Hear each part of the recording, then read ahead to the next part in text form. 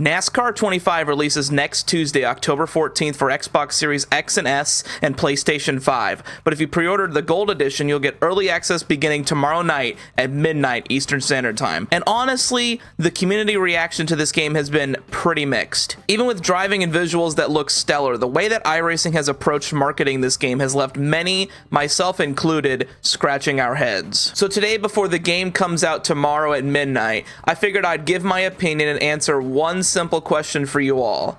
Will NASCAR 25 be good? It sounds like a simple question, but when you ask people online, you usually tend to get a very optimistic response and a very pessimistic response. My goal for this video is just to find a middle ground, as even as someone who is very excited for this game's release, there are definitely problems with this game that definitely need to be addressed. However, before we get into all of that, I just want to mention really quickly that I will be streaming tomorrow night at 11 p.m. Eastern Standard Time for the midnight release of the game. So if you happen to be staying up late or grabbing the game early, feel free to stop by. Even if you disagree with some of the points I'm going to make in this video, I am definitely excited to race against a bunch of you guys online, so hey, make sure to tune in tomorrow night at 11 p.m. Anyways, the first thing I want to talk about is the positives for NASCAR 25. Firstly, I want to focus on the driving model. As someone that has played nearly every NASCAR game ever made and have spent a good amount of time on iRacing, trust me when I say the driving model for NASCAR 25 looks really good. The footage that we saw from North Wilkesboro especially left me really excited, as you can see the player car being able to drive off the right rear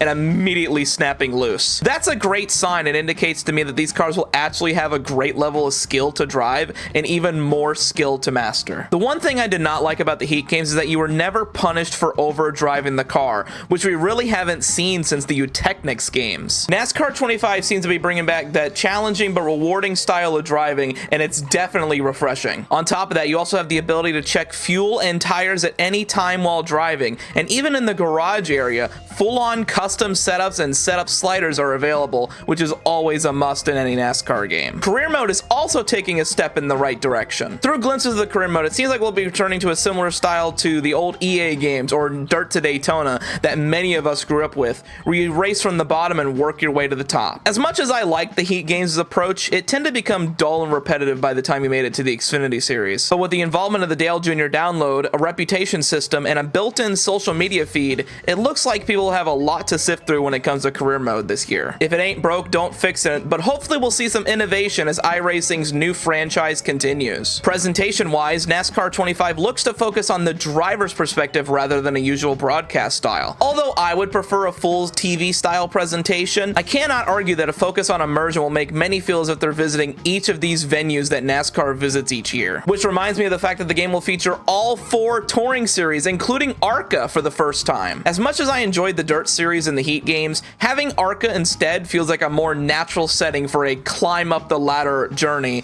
that they are wanting to present in career mode. And of course, you have to mention iRacing's involvement. The laser scan tracks look fantastic, and having a team full of veterans of the industry gives me a lot of confidence in the core product. Add in tons of customization options from AI sliders to driving assist, and it feels like they're letting you tailor the experience to your own skill level, which is definitely a plus. All in all, NASCAR 25 feels like a fresh start for NASCAR gaming, and after 4 years without a mainline console NASCAR video game, that is definitely something we need. However, every coin has 2 sides, so let's focus on the things that have not been the greatest when it comes to NASCAR 25. To put it bluntly, NASCAR 25's marketing has been terrible. The first proper teaser we got was a 25 frame per second clip of William Byron at Bristol, and since then, information has remained incredibly vague. iRacing's team has been trying to be transparent, but it's been more of tell, don't show, which sets off red flags for people. You can keep telling us that the game is going to be good, but at some point you need to show us in a straightforward manner, not something that's partial. Even then, every time they've elected to show something, it has ended in some kind of controversy.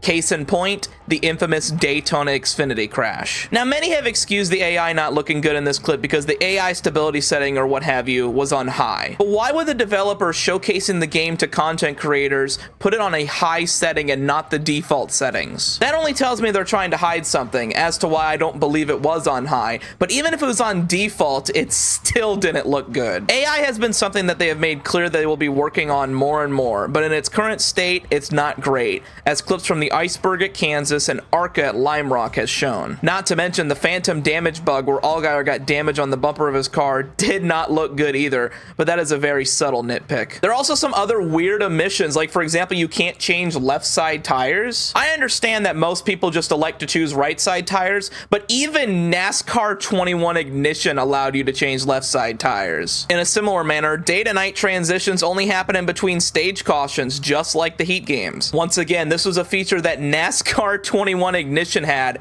buggy or not. Caution replays are missing again and have been since NASCAR 15, and it's baffling to consider how many times Monster Games has had the chance to add them. Another thing missing since NASCAR 15 is pitting animations under caution, and even the replay system for this game looks incredibly bare bones and lifeless. As a creator, making thumbnails for this game will take even longer, and the lack of a free cam option is especially irritating to me. Even NASCAR 21 Ignition had a more in-depth replay system, and I can't believe I had to promote NASCAR 21 Ignition so much, but the game had a similar development cycle to this game and was able to implement so many features. Although, as we know, the game suffered in many other areas. All of this drives home a sense of incompleteness, and nothing drives that more home than the missing tracks at launch. I get that not every ARCA track can be laser scanned right away, but Portland and Mexico City already exist in iRacing. Mexico City is a recent addition, so I can give that a pass. But Portland has been available for a while now, actually an entire season at this rate. It feels like another incredibly missed opportunity and another reason why fans seem to be disappointed about this game. At the end of the day, most of these missing features are small, but they do add up. Even then, frustration about the marketing of the game is completely reasonable and one of my biggest frustrations with the game. Still, I think people need to take a breath and avoid extremes. Yes, NASCAR 25 looks good with a driving model and visuals that are fantastic, but the flaws we've seen are real, and it's fair to be critical and cautious. If you're unsure whether to buy the game or not, the only thing I can really tell you is to wait. Wait for the game to release and await feedback from creators like myself and go from there. As a content creator, I'll be playing the game either way, but as a fan, I'm hopeful that this is a first step towards something great. So, will NASCAR 25 be good? Well, yes. I really do think it will be. iRacing is planning on turning this into the next big NASCAR gaming franchise, and I think it's rather asinine to just be completely dismissive given the faults of this first game. Yes, I think there are going to be issues with this game, but I think we need to be more optimistic rather than pessimistic and not expect the world. NASCAR 25 will be a step in the right direction for NASCAR gaming, and I'm definitely excited for it. And that's all I have to say about NASCAR 25. Hopefully most of the things that I've said will age poorly in the days ahead, for good, hopefully. And hey, if you enjoyed this video, why not like and subscribe if you haven't already, and make sure to tune in tomorrow night where I stream the game at its midnight release date. It's gonna be a lot of fun, and I can't wait to race online with a bunch of you guys. It's gonna be a blast, let me tell you what. And hey, if you want even more NASCAR related content, make sure to click this video right here. It's definitely a juicy one. And you should click the subscribe button right over here where my face is. I think I'm in the middle of them right now, but it is what it is. And hey, I'll see you guys on NASCAR 25.